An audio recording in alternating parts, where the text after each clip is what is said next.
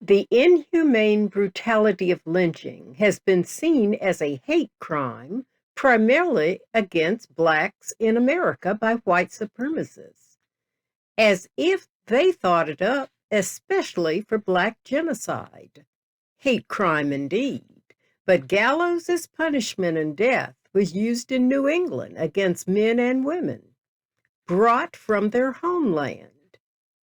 British history records hangings as corporal punishment for centuries, their last use in 1964, and not just England. Hanging has been a method of capital punishment in many countries and is still used today. Long drop hanging was mainly used by former British colonies, while short drop and suspension hanging is common in Iran.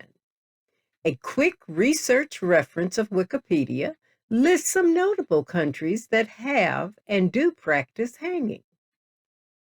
Hanging is the most used form of capital punishment in Afghanistan. Death by hanging was the customary method of capital punishment in Brazil. Historically, hanging was the only method of execution used in Canada. In Egypt, hanging remains the standard method of capital punishment. Germany, Hungary, Austria use hangings, particularly during wartime. Hanging is the only method of execution in Bangladesh. All executions in India since independence have been carried out by hanging, except military executions. Death by hanging is the primary means of capital punishment in Iran. All executions in Japan are carried out by hanging. Hanging is the traditional method of capital punishment in Malaysia. Capital punishment was a part of the legal system of Australia as a British penal colony. In Pakistan, hanging is the most common form of execution. In Singapore, long drop hanging is currently used as a mandatory punishment for crimes such as drug trafficking, murder, and some kinds of kidnapping. Those are forms of lawful hangings made public as a warning to prevent similar behavior. Lynching is defined as an extrajudicial killing or unauthorized use executed by a group. It too is public to intimidate others, to punish alleged or convicted transgressors, and was socially reinforced by citizens who visited lynchings as social events. Instances of lynching and similar mob violence can be found in every society.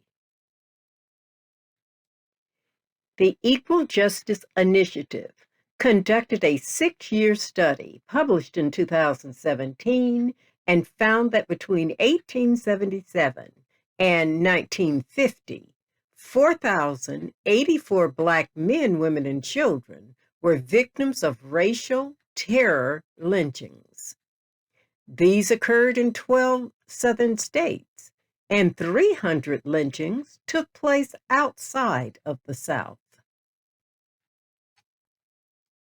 His name was Work, and that is what he did. Monroe Nathan Work, 1866 to 1945, was born in Iredell County, North Carolina, to formerly enslaved parents. A year after his birth, they moved to Cairo, Illinois, where his father worked as a farmer. Work entered Arkansas City High School at the age of 23.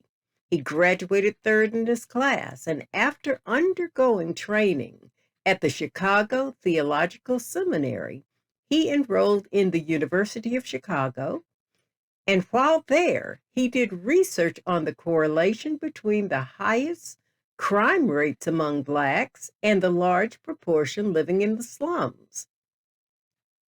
His paper, Crime Among the Negroes in Chicago would become the first article published in the American Journal of Sociology by a Black scholar.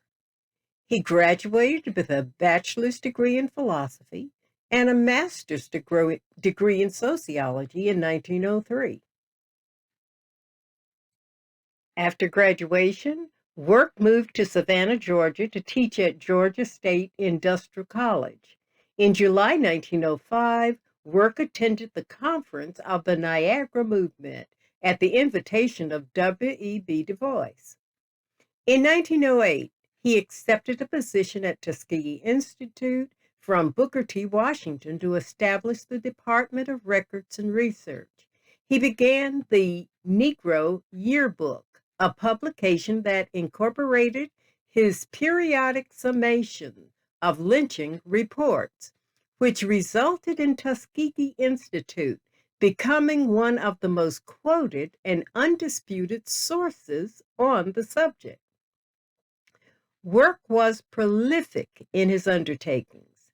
These resources were the largest of their kind during a time when research was a grueling task, and Black scholars often had less access to data facilities available to white academics.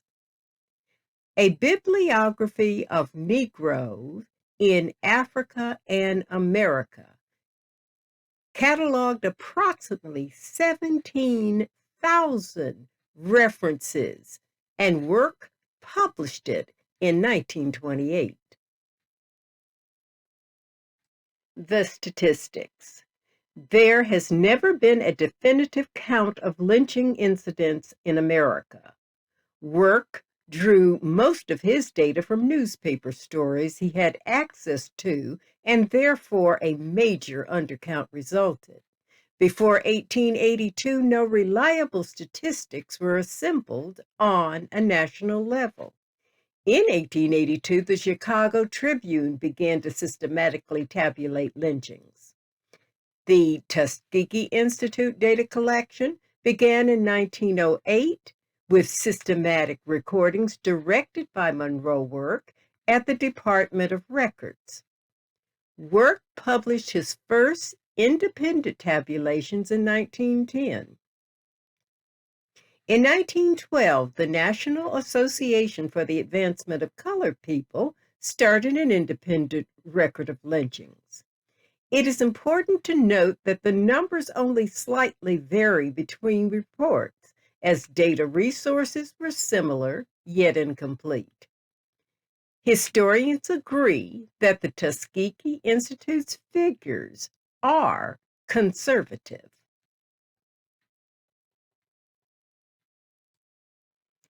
Tuskegee Institute reported 3,446 lynchings of Blacks and 1,297 of whites between 1882 and 1968. The peak period for lynchings was in the 1890s after Reconstruction. The records of Tuskegee Institute remain the most complete source of statistics, with access to newer resources, illumination of more incidents focused on specific states in isolation have been revealed. However, using the Tuskegee stats, a total of 4,743 persons were lynched. They reported that 38% of victims of lynchings were accused of murder, 16% of rape, 7% of attempted rape, 6% accused of felonious assault, 7% for theft, 2% for insult to white people, and 24% were accused of miscellaneous offenses or no offense. In 1940, sociologist Arthur F. Raper investigated 100 lynchings after 1929 and estimated that approximately one-third of the victims were falsely accused. Tuskegee Institute's method of categorizing most lynching victims as either Black or white in publications and data summaries meant that the murders of some minority and immigrant groups were obscured. In the West, for instance, Mexican, Native Americans, and Chinese were more frequent targets of lynchings than Blacks. Their deaths were included among those of other whites. Similarly, although Italian immigrants were the focus of violence in Louisiana when they started arriving in greater numbers, their deaths were not tabulated separately from whites. In earlier years, whites were the subject of lynching, often targeted because of suspected political activities or support of freedmen, but they were generally considered members of the community in a way new immigrants were not. Of the 468 lynching victims in Texas between 1885 and 1942, 339 were Black, 77 white, 53 Hispanic, and 1 Native American. There were other lynchings. There were 125 Black on Black lynchings, 4 lynchings of whites by Black mobs, 200 cases of white on white lynchings in the South before 1930.